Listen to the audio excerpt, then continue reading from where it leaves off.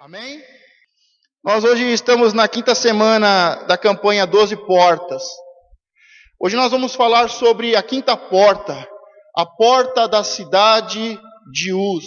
Diga, a porta da cidade. Eu acredito que todos aqui conhecem a história de Jó. Quantos conhecem a história de Jó?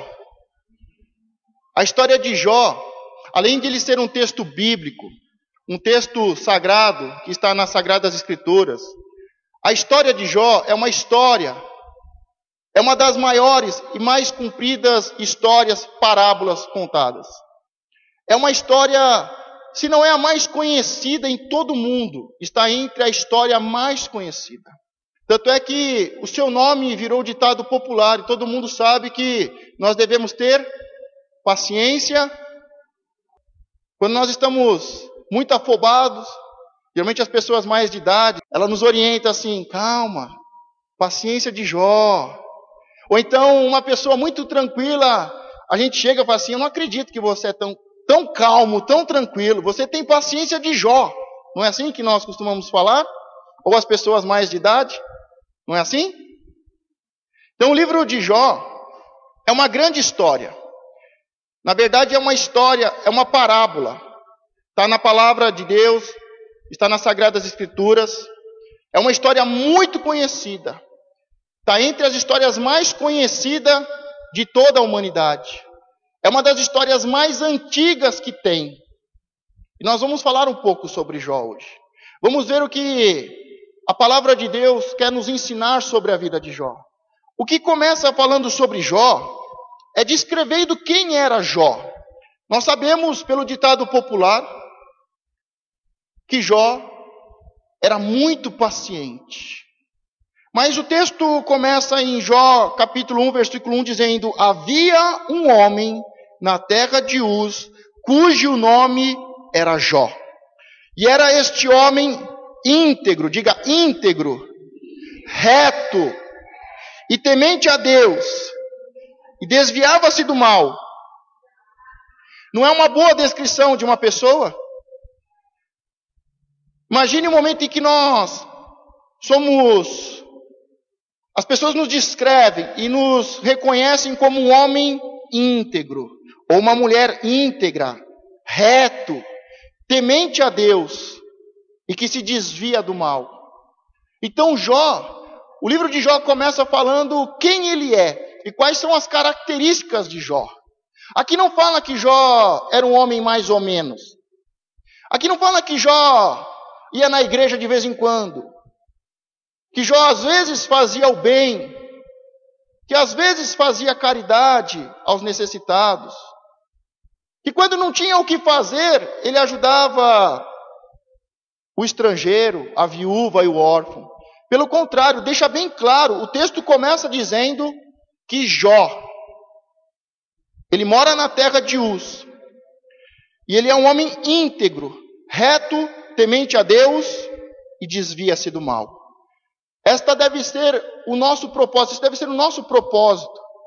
Nós temos que buscar ter estas características. As pessoas, quando falarem de mim, falarem de você, nós devemos ter estas características, que elas falem isso. Deixa eu te fazer uma pergunta hoje meio indiscreta. O que as pessoas andam falando de você? O que as pessoas falam de você? Ou de mim? Ou da pessoa que está do seu lado? Aquilo é crente? Se for para ser crente que nem ele, caloteiro, mentiroso.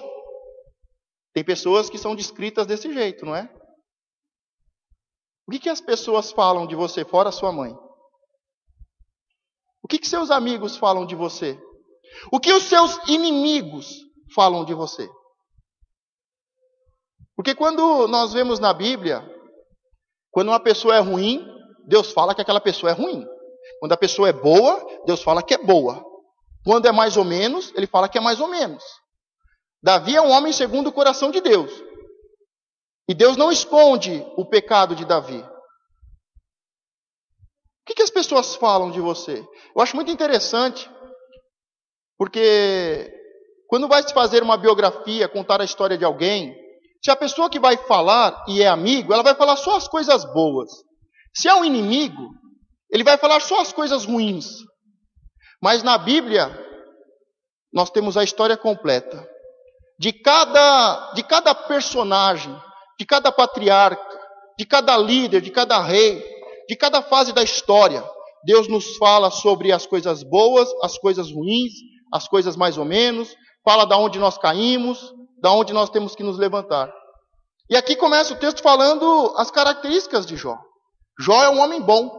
Eu lembro de uma vez que a igreja estava em São Mateus e estava para comprar um terreno, e comprou um terreno e havia uma casa, havia algumas propriedades, outros imóveis, e havia um barzinho lá. Eu lembro que o apóstolo foi lá e conversou com o dono do bar, falou assim: olha, você está aqui de aluguel, eu estou comprando este imóvel, eu queria conversar com você, ver como é que nós fazemos para que você possa sair, porque eu vou comprar e eu vou precisar usar o imóvel. E aquele homem ficou muito nervoso. Falou assim: daqui eu não saio, daqui ninguém me tira, se você comprou o problema é seu. E o apóstolo até ficou achou até meio estranho, né? Deu um passo para trás, não sabia se orava, se repreendia. Aí o homem falou assim: eu vou falar com meu pai de santo, eu vou fazer uma macumba para vocês. Aí o apóstolo saiu e falou: amém, né? Amém. Depois de alguns dias o apóstolo voltou lá, porque tinha que assinar os documentos. Aí, aquele homem estava totalmente diferente. Ô pastor, senta aqui, quer um café? E aí aquele homem que era uma pessoa que estava envolvido com feitiçaria, e tinha um pai de santo, ele confessou para o pastor, falou assim: olha, meu pai de santo me deu um conselho. Falou para eu não mexer com você, porque você é um homem de Deus. Falou que não valia a pena fazer um trabalho de macumba para você não, porque ia voltar para mim. Por isso, o que as pessoas têm falado de você? Quais são as suas características? Aqui nós vemos que Jó é um grande homem. Diga, um grande homem. Mas o texto continua, e além de ser um grande homem, ele é um grande homem e muito abençoado. Ele tinha filhos, filhas, ele tinha muito gado, ele tinha muitos servos. O texto, quando vai descrever a bênção e a prosperidade, diz que este homem era o maior do que todos os do Oriente. Jó, além de ter um caráter, como nós vimos, ele tinha tanta prosperidade, tanta riqueza, tantas terras e gados, que diz que Jó era o homem mais próspero, mais rico de todo o Oriente. Diga amém. Pensou o dia que alguém falar sobre você, ó, o fulano de tal lá, homem íntegro, reto, temente a Deus, se desvia do mal, e o mais rico do Badra. Diga amém. Mas a história não termina aí. Porque ele é um grande homem e muito abençoado. Mas ele tem algo que vai além. Um grande homem, muito abençoado e uma família sacerdotal. Quando o texto continua, fala que ele tinha 7 filhos e 3 filhas. Quantos no total? 10. 7 homens e 3 mulheres. E diz que cada filho seu fazia um banquete. Vamos supor que o primeiro filho, o mais velho, o primogênito, fazia um banquete na segunda-feira e chamava todos os seus irmãos. Na terça-feira, outro irmão fazia um banquete na sua casa e chamava todos os irmãos, até chegar ao 7º irmão. Todos os homens, todos os filhos de Jó, faziam um banquete e convidavam todos os seus irmãos e as 3 irmãs. Então nós vemos que era um grande homem, um homem muito abençoado e que tinha uma família sacerdotal. Havia paz, prosperidade, unidade. Eles se reuniam e tinham um banquete especial. Vou te fazer uma pergunta difícil. Posso? Se eu não puder para você, eu faço para a pessoa que está do seu lado, tudo bem? Fala, é para você a pergunta. Quando foi a última vez que você reuniu a sua família? Quando foi a última vez que você reuniu os seus pais, que você reuniu os seus filhos e fez uma festa? O ditado popular diz que depois que a família cresce, ela só se reúne final de ano, casamento e enterro. E é uma verdade. Então, antes que chegue o final do ano, antes que chegue o próximo casamento ou o próximo enterro, eu acho que alguém da sua casa poderia se levantar e fazer uma festa, fazer um banquete. Podia preparar algo especial e chamar o pastor. Principalmente se for uma pizza. Você passa, compre uma pizza meia mussarela e meia calabresa. Sendo pizza, pode ser até pastel de pizza. Não tem problema. Pode chamar o pastor que o pastor vai. Mas quando foi a última vez que houve uma festa na sua casa? Quando foi a última vez que vocês se reuniram? Quando é que vocês arrumaram motivos para se reunirem e se assentarem à mesa? Porque Jó era um grande homem, diga um grande homem, e muito abençoado. Só que ele tinha uma família sacerdotal.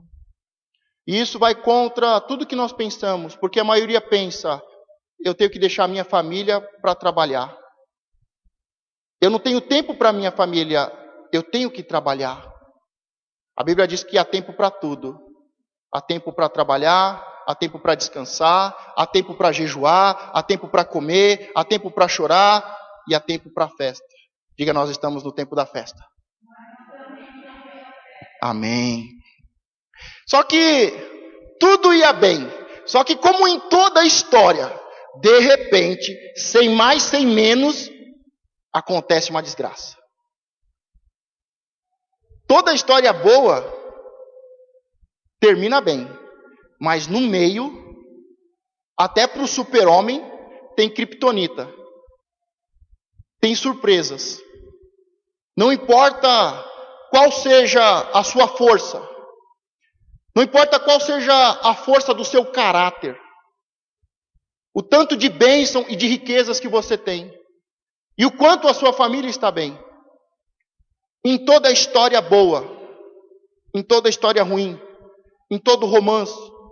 Ou em toda história de terror. No meio sempre tem problemas. E tudo está indo bem aqui no livro de Jó. Primeiro capítulo nós vemos quem é Jó. Nós vemos quais são as suas bênçãos. Nós vemos a sua família. Mas de repente, sem mais, sem menos, chega o dia do julgamento. Diga comigo, o dia do julgamento. E o texto de Jó, capítulo 1, 6 em diante, do versículo 6 ao 12, nós vemos que chega o dia em que os homens vão se apresentar a Deus. E junto com os homens que vão se apresentar a Deus, também Satanás se apresenta a Deus. E Deus fala de Jó. Deus chega para Satanás e fala, da onde você vem? E ele fala, eu venho da terra. Eu venho de rodear a terra. E Deus fala, então você viu meu servo Jó? Você viu aquele homem íntegro, aquele homem justo, aquele homem que se desvia do mal? Você viu a prosperidade que ele tem? Você viu a família dele? E o diabo fala, claro que eu vi. E fica fácil, porque ele tem a sua bênção, ele tem a sua proteção. Agora eu queria saber se Jó te adora de verdade, ou se tudo que ele faz é em vão. Deixa eu te fazer uma pergunta ainda mais difícil. Você tem fé de verdade? Você está aqui e você sabe o que você está fazendo? Você sabe o que você quer? Você tem consciência que, ai de mim, se não for ao Senhor?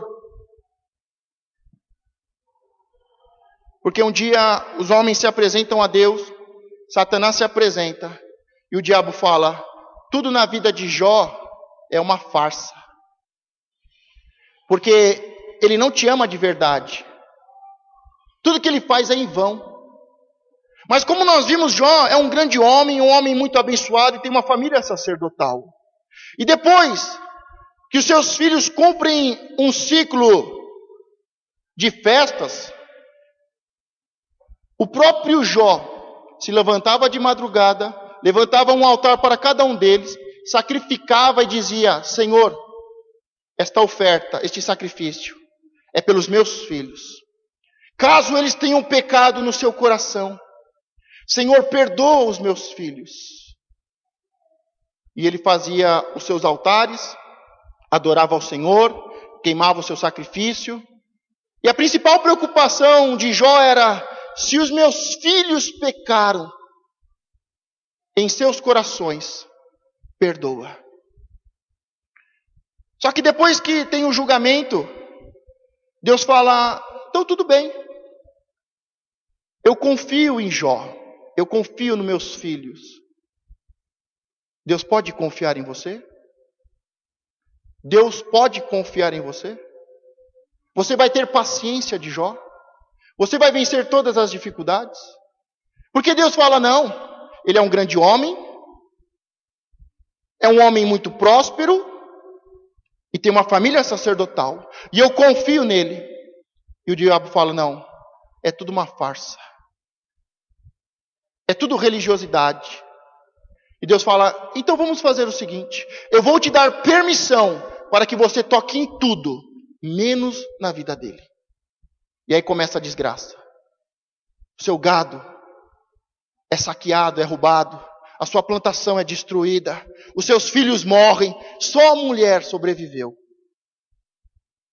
Até os servos morreram. Os servos morreram na guerra, na espada, tentando defender a propriedade do seu senhor. Os servos de Jó morreram. Só escapou um para trazer a notícia ruim. Como tem gente boa para escapar e trazer notícia ruim, não é? O inimigo vai se levantar contra Jó, eles lutam, seus servos morrem, um só escapa e todo o gado é levado.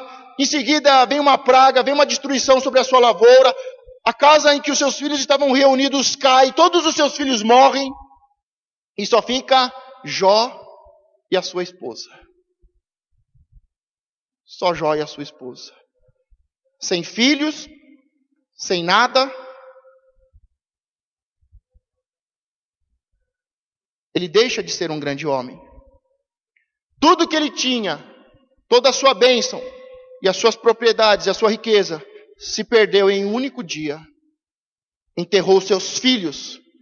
Imagine você enterrar 10 filhos no mesmo dia. E a sua esposa vem do estado do seu esposo, porque depois de tudo que ele perde, a última coisa que ele vai perder é a sua saúde.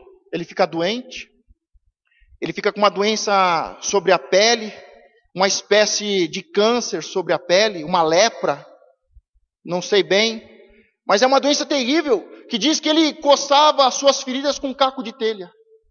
Um homem que era um grande homem, muito abençoado, e que tinha uma família sacerdotal, do dia para a noite, perdeu tudo. Faz o enterro, o sepultamento de 10 filhos. Vem uma praga sobre a sua pele, sobre o seu corpo, que o consome e o devora de dia e de noite. E a aflição é tanta que ele coça com um caco de telhas. E a sua mulher, vendo aquela situação, diz para Jó: amaldiçoa o seu Deus e morre. E aquela mulher, ela não estava interessada na herança, mas era uma mulher desesperada. E Jó não diz que ela era louca, mas Jó diz: você fala como uma louca. Na hora que nós estamos no momento mais difícil da nossa vida, muitas pessoas não são loucas, mas falam como loucos. Cadê o seu Deus? Vai lá agora na igreja. Esquece tudo. Não te falei que Deus não existe? Não te falei que Deus não ia te ajudar? São pessoas que falam como loucos. Só que em meio a tudo isso, o que você falaria se estivesse na situação de Jó? Primeira coisa que você diria é: Deus me livre, pastor. Porque ficar numa situação dessa é terrível. Ver uma pessoa numa situação dessa é terrível. Mas Jó, no capítulo 1 ainda, versículo 20 e 22, resumindo o que ele fala, ele deixa bem claro: eu não pequei. Eu não pequei. Então Jó se levantou e rasgou o seu manto e rapou a sua cabeça e se lançou em terra e adorou e disse: nu saí do ventre de minha mãe e nu tornarei para lá. O Senhor o deu e o Senhor o tomou. Bendito seja o nome do Senhor. Em tudo isto Jó não pecou, nem atribuiu a Deus falta alguma. Pastor, mas você fala aqui que, resumindo, Jó pecou, mas aqui está falando que ele rasgou as suas vestes, rapou a sua cabeça, adorou o Senhor. E olha que texto bonito: nu eu nasci e nu eu tornarei para a terra. O Senhor deu e o Senhor tirou, e ele adorou o Senhor. Pastor, como é que você fala que... Você resume isso daqui dizendo que Jó, eu não pequei. Jó continua como se nada tivesse acontecido. Jó continua como se nada tivesse acontecido. Ele entra em um estado de tristeza, de humilhação, ele rasga suas vestes, rapa a sua cabeça, sinal de tristeza, de humilhação. Mas ele diz: Deus deu e Deus tirou. Eu nasci nu. E nu eu vou tornar para a terra. Parece muito bonito. Mas a questão é: qual é o pecado de Jó? Porque a Bíblia deixa bem claro que maldição não pousa se não houver pecado, se não houver brecha. Porque este mal tão grande aconteceu sobre a vida de Jó? Simplesmente porque Deus quis? Simplesmente porque Deus deixou? Jó está dizendo: eu não pequei. Eu sou um homem humilde, eu sou um homem justo, eu sou um homem temente a Deus. No meio da dor ele consegue fazer poesia. Mas qual é o pecado de Jó? Qual seria o pecado de Jó? Tem um dos textos que é muito conhecido e muito ministrado, Jó 3, 25, que diz: porque aquilo que temia me sobreveio, e o que receava me aconteceu. Esta é a frase de Jó. Ele mesmo diz: porque aquilo que temia me sobreveio, e o que receava me aconteceu. Qual era o medo de Jó? Qual era o maior medo de Jó? Deixar de ser um grande homem. O que ele mais tinha medo e receio? Perder toda a sua riqueza. Perder os seus filhos. Diga: a dúvida. O pecado de Jó é a religiosidade. O pecado de Jó é fazer tudo. É fazer tudo certinho, mas ter dúvida, ter medo. A dúvida, como nós vimos algumas semanas atrás, a dúvida é o contrário da fé. Enquanto Deus trabalha com fé, o diabo trabalha com dúvida. Enquanto formos religiosos, pastor, eu faço tudo certo. Pastor, eu não falto em uma reunião. Pastor, eu entrego as minhas ofertas, os meus dízimos. Pastor, eu faço. Eu sou uma boa pessoa. Todo mundo me conhece, pastor, eu sou bom. Na verdade, Jó era muito bom. Jó era um grande homem. muito abençoado com uma família sacerdotal. Mas no seu coração, tudo que ele fazia era por causa do medo. Eu faço porque eu quero ser um grande homem. Eu faço porque se eu não fizer, eu não vou ser abençoado. Eu faço porque senão o diabo entra e destrói tudo. Este é o espírito da religiosidade. Ele faz tudo certinho, tudo perfeito. Mas faz tudo com medo. A palavra diz que o amor do Pai lança fora todo medo. Jó não se sentia filho. Jó não se via filho. Ele se via um grande homem. Todos o conheciam. E ele se via como um grande homem, um homem muito rico e um homem de uma família sacerdotal.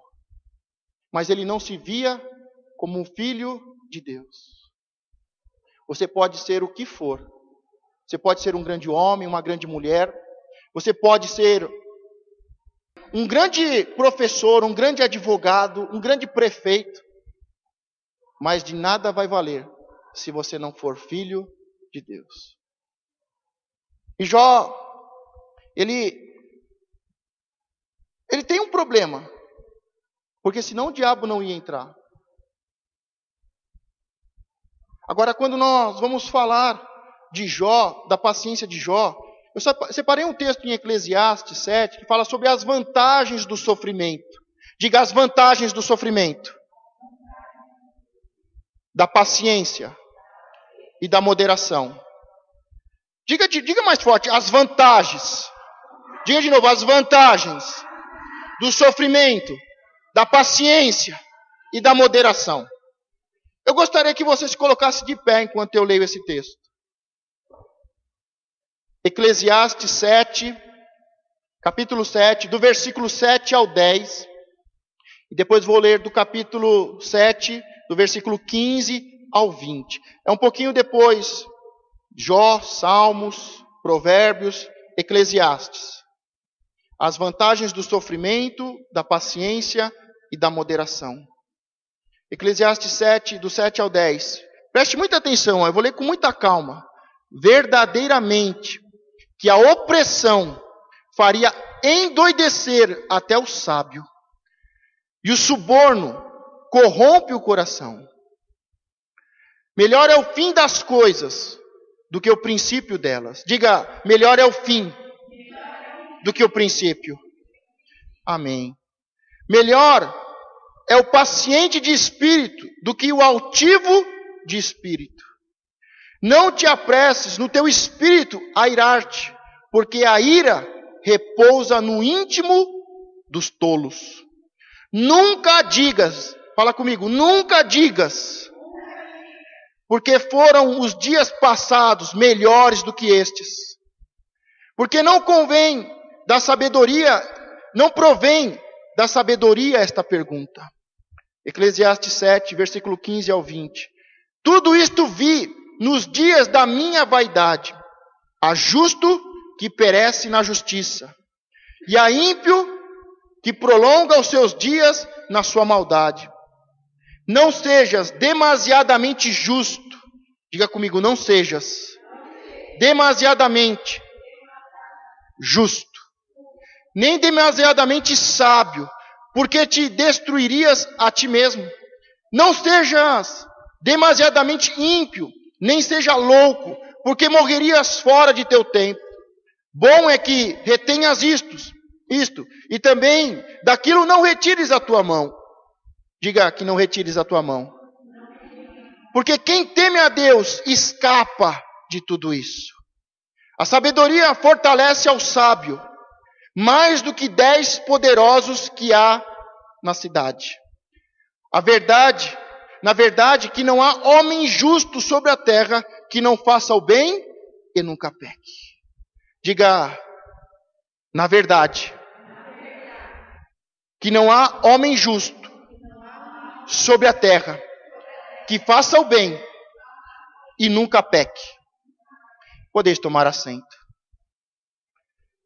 Eu acho que esse texto não precisa falar muito. as vantagens do sofrimento, da paciência e da moderação. Eu só quero destacar, porque este texto, todos conhecem Salomão, não conhecem? O homem mais sábio e mais rico e honrado que já esteve sobre essa terra. Conhecem Salomão? Diga o homem mais sábio. Mas ele já foi menino, fez coisas erradas, cresceu, amadureceu, cometeu pecados terríveis, se levantou, mas na sua velhice,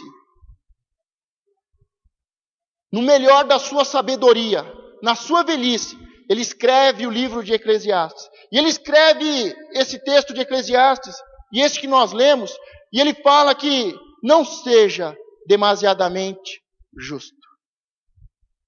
E ele termina dizendo: não há uma pessoa justa na terra que faça o bem e que também não peque.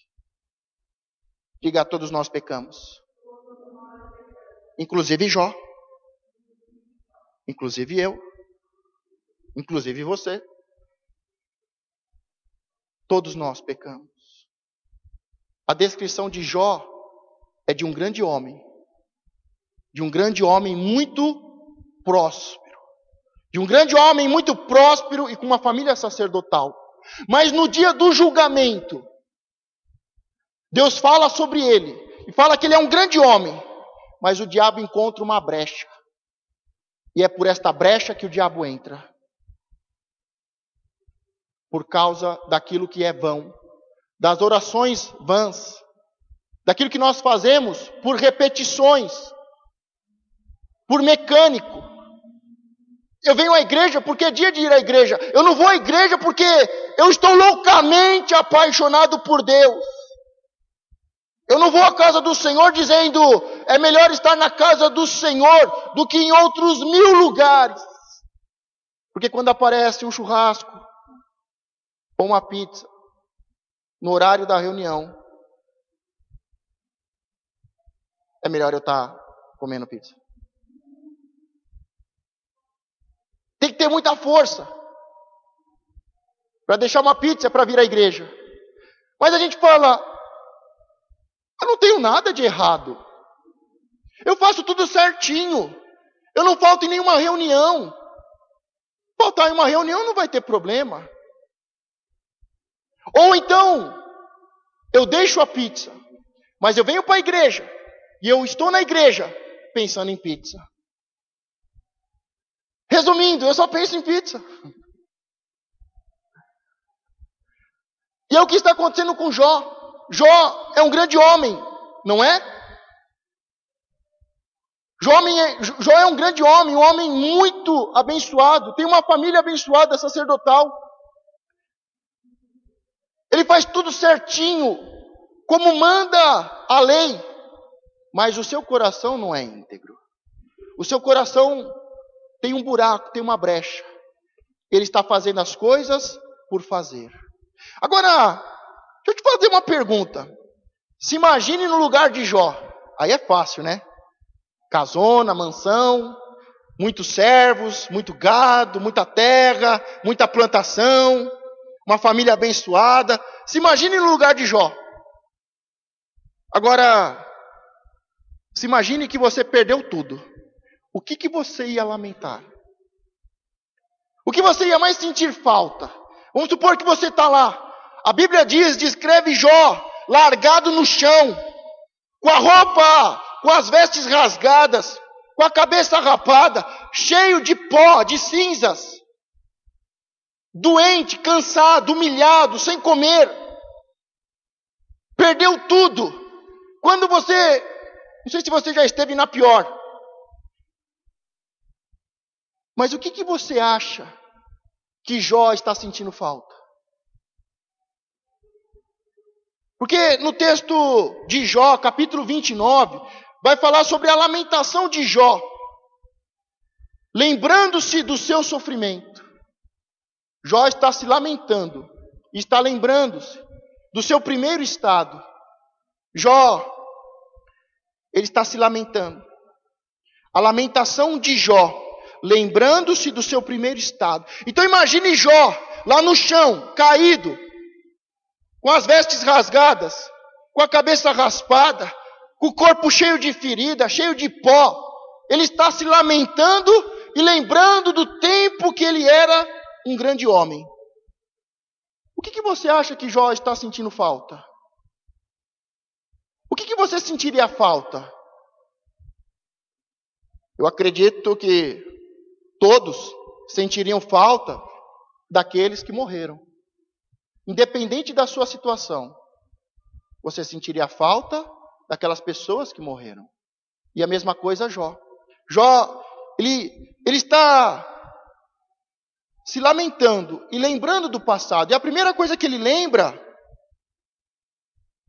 é dos seus filhos. Como era bom o tempo em que eu tinha sabedoria, o tempo em que eu tinha luz, o tempo em que os meus filhos se assentavam ao redor da minha mesa. Pode ser que faz tempo que você não faz uma festa e os seus filhos não se assentam à roda da sua mesa.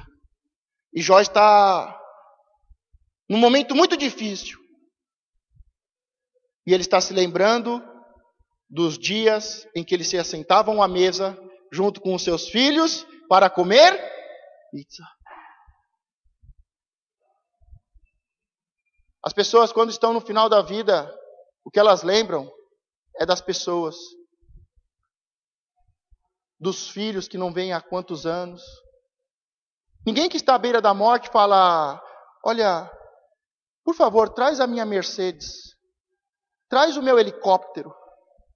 As pessoas, quando estão no fim da vida, elas falam: chame o meu filho. Eu briguei com ele, quantos anos que eu não falo com ele? Chame o meu amigo. E esta é a situação de Jó. Ele está se lembrando dos seus filhos que morreram. Ele está se lembrando de como era bom o tempo de estar à mesa. Hoje pode ser que você não está dando tanto valor a se assentar à mesa com a sua família. Mas vai chegar um dia, se nós não cuidarmos e não vigiarmos, e pode ser tarde, e pode ser o seu último pedido antes de morrer, que os meus filhos, eu não tenho mais saúde para me assentar à mesa, mas que os meus filhos possam rodear a minha cama. Esta era a lamentação de Jó. Era isto que ele estava lembrando. Depois dele lembrar do tempo bom, da família, e assentados à mesa, o capítulo 29 vai todo discorrendo sobre a coisa mais importante que uma pessoa pode ter. Diga o seu bom nome. A palavra diz que melhor do que um bom perfume é ter um bom nome. Melhor do que a aparência é bom ter um bom nome. As pessoas mais de idade, de novo, por favor, me ajudem. O que falam? A única coisa que eu tenho é o meu nome. É o meu nome limpo. Hoje as pessoas, os jovens já não dão tanto valor a isso. O número de jovens endividados, descompromissados, com o nome sujo é muito grande. Mas as pessoas mais de idade sabem, não importa o que aconteça, eu quero ter o meu nome limpo. E Jó vai se lembrar do seu momento, do seu nome. E no decorrer do capítulo de Jó 29, do versículo 1 ao 25, no meio, tem uma frase que me chama muito a atenção. E ele diz: quando eu saía para a porta da cidade, diga, quando eu saía para a porta da cidade, e na rua fazia preparar a minha cadeira. Por que isso está em destaque no texto? Por que no capítulo de Jó 29, ele está, a lamentação de Jó, lembrando-se do seu primeiro estado.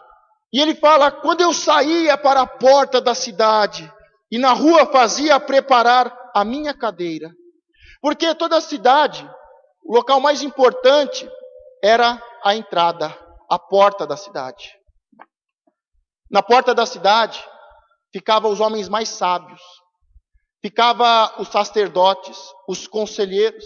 E quando você vai lendo o texto, o decorrer do texto do capítulo 29, e ele fala, e ele se lamenta, e ele se lembra, como eu era feliz quando eu tinha unção, quando eu tinha luz, e eu saía pela rua, ia em direção à porta da cidade, e tinha a minha cadeira, e eu me assentava na porta da cidade, porque lá, até os sábios, os príncipes e os nobres, tapavam as suas bocas para me ouvir. Jó está se lembrando da sabedoria que ele tinha. Jó continua o texto e diz, das pessoas que eu ajudava, das pessoas, do órfão, da viúva que eu abençoava, das palavras e dos conselhos que eu dava. Jó, o que ele mais sente falta, e ele se lamenta, e ele se lembra do tempo passado, é da sua família, e de como ele era um homem honrado, sábio, conselheiro. Até os mais sábios, príncipes e nobres, se calavam diante dele para ouvir a sua palavra e o seu conselho. Ele tinha a palavra de sabedoria, ele tinha estratégia, ele tinha ensinamento, ele desfazia o mal-entendido, ele ajudava os necessitados, o órfão, a viúva, ele dava força ao fraco. Por que os homens, as pessoas sábias, ficavam na porta da cidade? Primeiro, para que nada de ruim entrasse na cidade. Hoje o que nós precisamos nas nossas casas são de homens e mulheres sábios, que ficam na porta. Isso não pode entrar. Isso é ruim. Isso prejudica a minha vida e a minha família. Isso não pode entrar na minha casa. Este programa de televisão não pode. Estas pessoas não podem entrar na minha casa.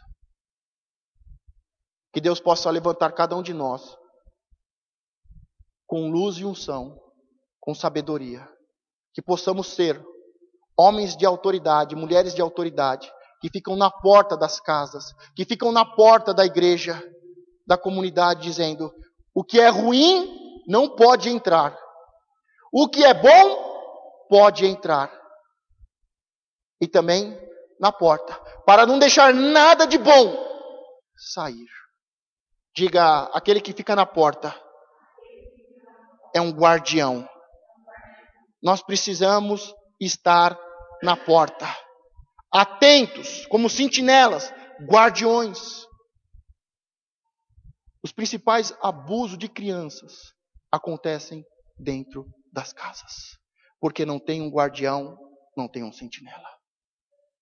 Já se foi o tempo em que para comprar droga tinha que subir o morro ou entrar na pior parte da favela. Hoje as drogas são vendidas pelos amigos dos nossos filhos. E precisa de homens e mulheres que estejam atentos. Que cheiro é esse? Onde você estava? Com quem você andou? Essas pessoas não podem entrar na minha casa. Essas pessoas não servem. Quando eu era criança eu ouvia tanto. Não só os meus pais, mas muitos dizerem: esta pessoa não serve, ele não é o seu amigo. Hoje qualquer um é amigo do seu filho. Precisa que você se levante como um guardião. Você precisa estar na porta da sua casa para deixar entrar só o que é bom e barrar tudo que é ruim, cigarro, bebida, prostituição, programas imorais que entram pelas televisões, pelas redes sociais. Não serve. Na minha casa, com os meus filhos, não. Quando se passou da venda de droga por traficantes e da venda de droga pelos amigos, começou da seguinte forma: os filhos chegavam em casa e havia droga na bolsa. E o pai falava: de quem que é essa droga? Não, pai, não é minha, eu não uso droga, é do meu amigo. E em pouco tempo, se viu que a droga era dele. E que ele era não só usuário, mas vendedor. Mas se o pai tivesse se colocado como sentinela e não tivesse deixado entrar, não teria entrado. E se colocar como um sentinela, como um guardião, na porta da sua família, da sua casa, você vai falar: se está dentro da minha casa, vai sair toda a droga, todo o mal. E Jó sente falta disso. Seus filhos pedem conselhos para você?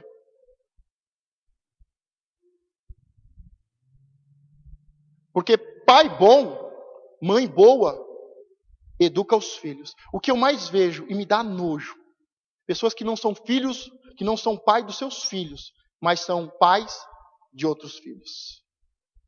Eu não posso querer ser pai de uma pessoa se eu não sou pai das minhas filhas. Tem pessoas que tratam os filhos de qualquer jeito, abandonaram os filhos, não educam, não corrigem, mas é mãe de todo mundo.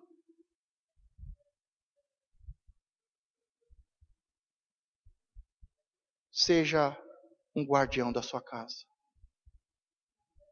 E Jó sente falta disso, da família e do tempo em que ele estava na porta da cidade. Ele era um guardião tão grande, tão importante, que ele não só guardava a sua casa, mas ele guardava toda a cidade. Se você guardar a sua casa, pode ter certeza que vai abrir-se uma porta para que você seja um guardião de uma grande empresa. É proporcional àquilo que você faz. Mas Jó, ele está se lamentando. Ele está reclamando, e o final do texto diz: por que me esperavam como a chuva, e abriam a sua boca como a chuva tardia? Se eu ria para eles, não o criam, e a luz do meu rosto não faziam abater. Eu escolhia o seu caminho, assentava-me como chefe. Diga, me assentava como chefe. E habitava como rei entre as tropas, como aquele que consola os que pranteiam. E agora, ele que era e se assentava como chefe, como rei, no meio das tropas, e guardava e protegia aqueles que eram fracos e choravam, agora ele está na mesma situação, chorando e pranteando. Mas o texto começa falando tão bem de Jó, e tanta coisa ruim acontece. Diga, o diabo entrou por uma brecha. Por causa do medo. Por causa das vãs repetições. De um culto vazio, de uma adoração vazia. Começa o livro de Jó, os primeiros capítulos falando quem é Jó, a sua riqueza, a sua família. O encontro dos homens e Satanás com Deus. O diabo querendo tentar Jó. O diabo entrando por uma brecha, destruindo tudo. E o livro todo é Jó reclamando. Questionando. Cadê Deus? Onde está Deus? Por que eu estou nessa situação? Eu sou tão bom.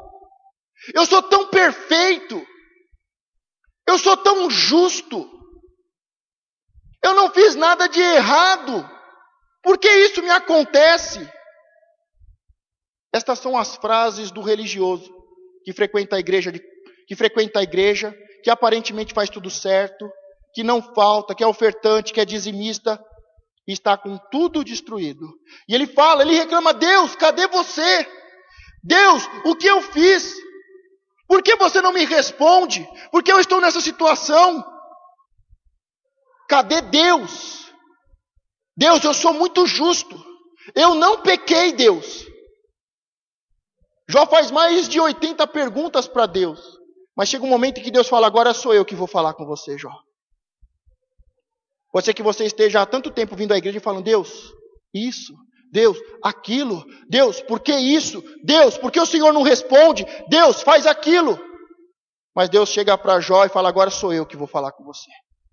E resumindo o que Deus fala e o que Deus pergunta, porque Deus fala: aonde estava você quando eu criei todas as coisas? Resumindo, Deus está falando para Jó: Jó, você pode ser muito bom, você pode ser muito próspero e ter uma família sacerdotal, mas você não é nada. Quando eu fiz o mundo, você não era nada. Você não é nada, você é pó. Mas Jó se acha a pessoa mais certa, mais exata, mais precisa, mais espiritual que tem. Ele questiona, ele faz perguntas, ele não aceita. E Deus fala: aonde estava você quando eu fiz todas as coisas? Deus está dizendo: você por um acaso é Deus?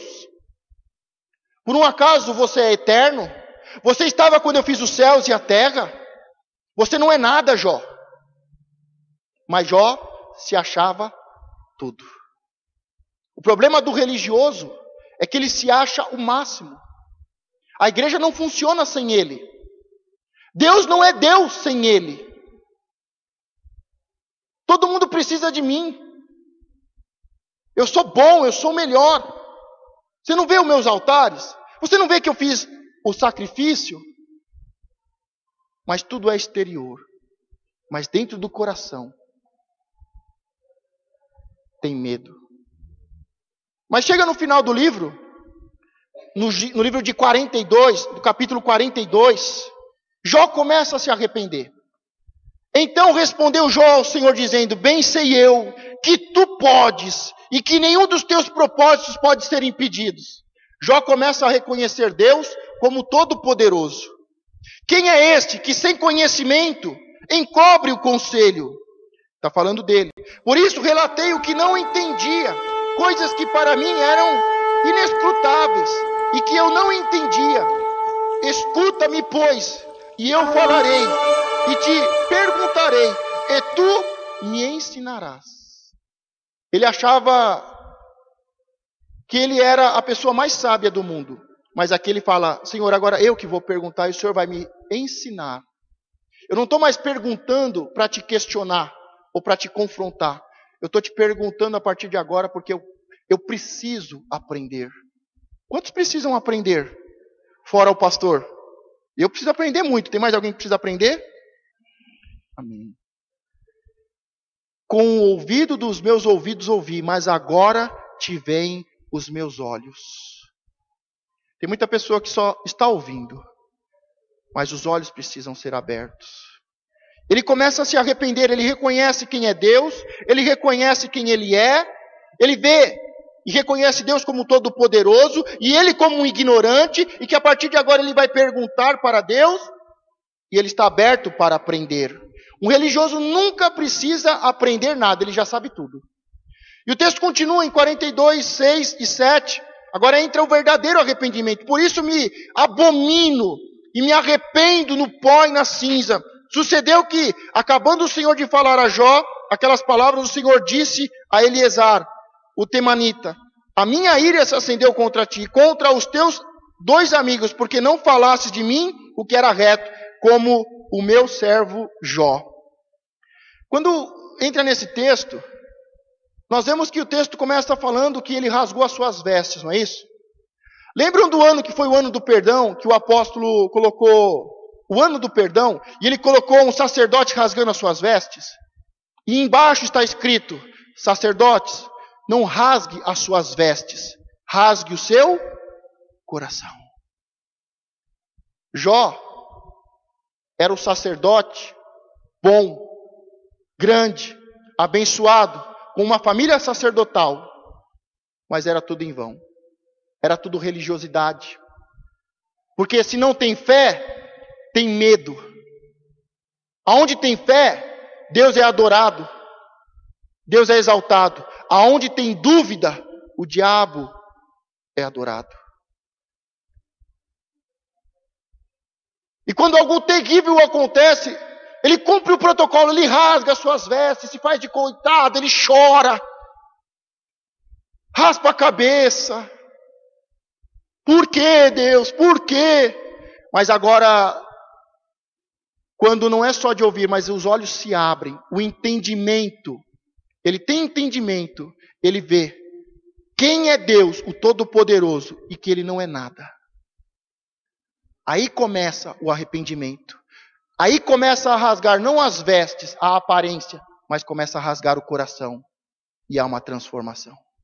Nós continuamos o texto aqui, fala de 3 amigos. De uma pessoa e de 2 amigos que Deus corrige e manda ir falar com Jó. Diga, são os amigos de Jó. Os amigos de Jó, eles são muito interessantes. Porque eles ficam sabendo do que está acontecendo com Jó, eles vão até Jó, e eles veem o estado deplorável que Jó está, e eles começam a falar: Jó, com certeza você pecou, Jó. Jó, com certeza tem algo errado na sua vida. Para você estar sofrendo, do jeito que você está sofrendo, você fez algo terrível. E Jó falava: eu não fiz nada.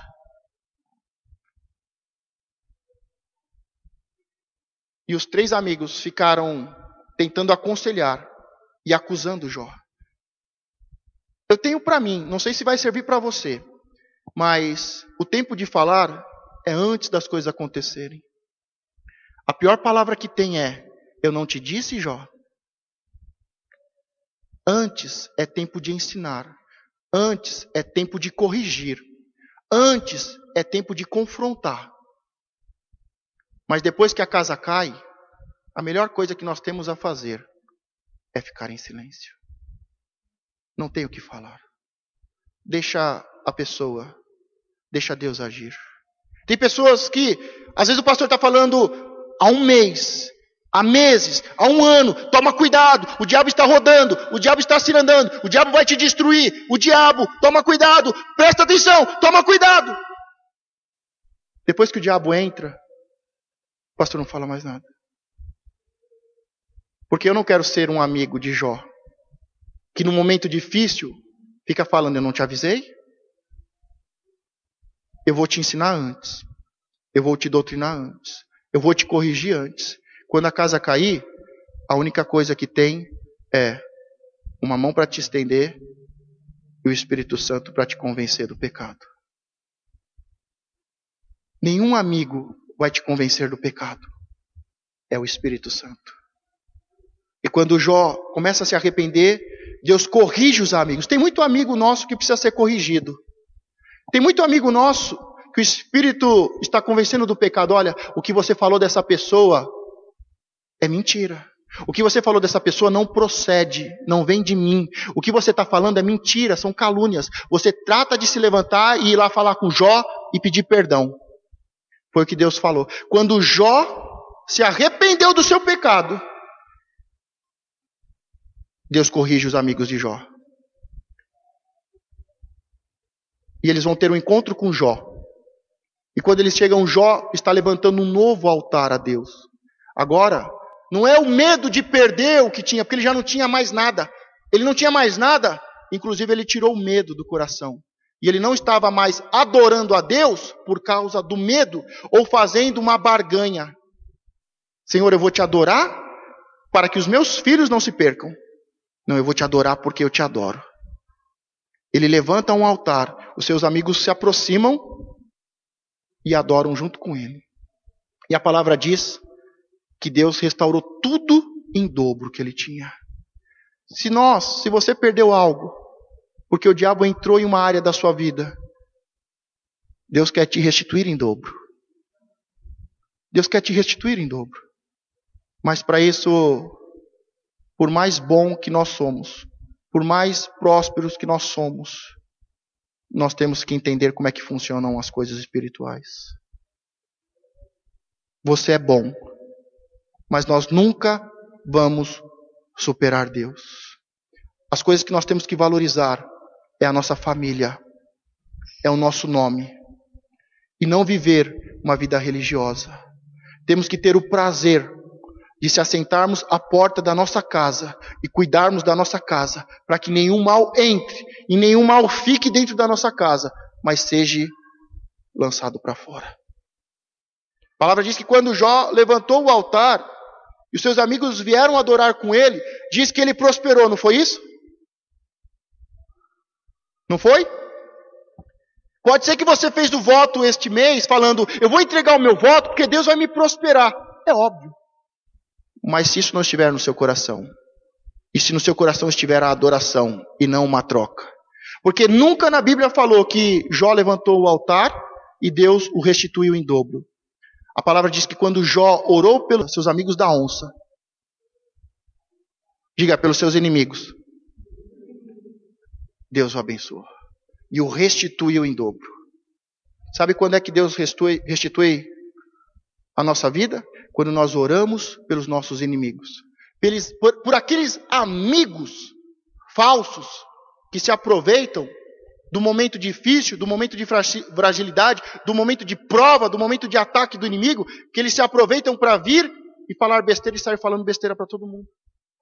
É quando nós oramos por estas pessoas, por estes amigos da onça, é que Deus nos restitui. Se você quer estar na porta da sua casa e ser restituído, Você precisa orar pelos seus amigos, ou pelos seus falsos amigos. Aqueles que você sabe que na sua frente dão tapinha nas costas, mas por detrás falam mentiras. É quando oramos por eles que somos restituídos. Jó fala no texto, olha, os meus olhos não se apegaram a uma menina, a uma virgem. Eu não sou infiel. E eu nunca me agradei com o prejuízo e a destruição dos meus inimigos. Mas é quando nós oramos. Sabe por que eu estou falando amigo da onça? Vocês conhecem a história do rapaz que se perdeu na selva? Se perdeu na selva, o primeiro dia perdido, o segundo, o terceiro, de repente começa a se aproximar uma onça. E aí aquele rapaz, crente, ele ora a Deus, desesperado, a onça se aproximando, e ele fala, Deus, o Senhor fala que é meu amigo, mas agora eu quero ver se você é meu amigo ou se você é amigo da onça. Porque tem amigo que é amigo da onça. Você quer ser restituído aonde você foi perdido, aonde você foi roubado? Fala de 3 amigos, 3 falsos amigos, 3 amigos da onça, 3 pessoas que se aproveitam do momento difícil e delicado da sua vida, que se aproveitaram do momento difícil que você estava passando, ou que você está passando. Feche os seus olhos. Você sabe quais são essas pessoas. Elas agora vêm à sua mente e ao seu coração. Aquelas pessoas que no momento mais difícil podiam estender uma mão, mas recolheram a mão. Que no seu momento mais difícil, em que você precisava de uma palavra de conforto, trouxeram uma palavra amarga e disseram, é Deus pesando a mão. É castigo de Deus. Você é um pecador. Aquelas pessoas que eram seus amigos, que você ajudou, que você abençoou, mas que no momento que você estava ruim, ou no momento em que você está passando de dificuldade, estas pessoas, estes amigos, estes parentes, ao invés de te ajudarem, ao invés de te apoiarem, ao invés de estenderem a mão, ao invés de darem uma palavra de Deus, foram traiçoeiros, foram cruéis, foram malignos. Elas estão no seu coração agora. Você sabe de quem o Espírito Santo está te falando. Pode ter sido a sua mãe, o seu pai, o seu irmão, o seu vizinho, o seu pastor, o seu irmão em Cristo. Mas você que quer ser restituído, como Jó foi, não adianta vir à igreja.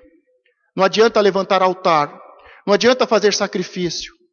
Se você quer uma bênção especial, uma restituição de tudo aquilo que o diabo roubou, seja da sua saúde, seja da tua família, seja dos teus bens, seja do teu nome, faz um propósito de orar por eles. E o cativeiro de Jó foi quebrado quando ele orava pelos seus amigos. Comece a orar pelos seus amigos. Fala, Deus, eu perdoo eles. Senhor, eu te peço que o Senhor os perdoe. E o Senhor tirou o cativeiro de Jó quando orava pelos seus amigos. E o Senhor acrescentou em dobro a tudo quanto antes possuía. Diga ao Senhor, virou meu cativeiro quando eu oro pelos meus amigos. E o Senhor vai me acrescentar em dobro tudo que foi roubado.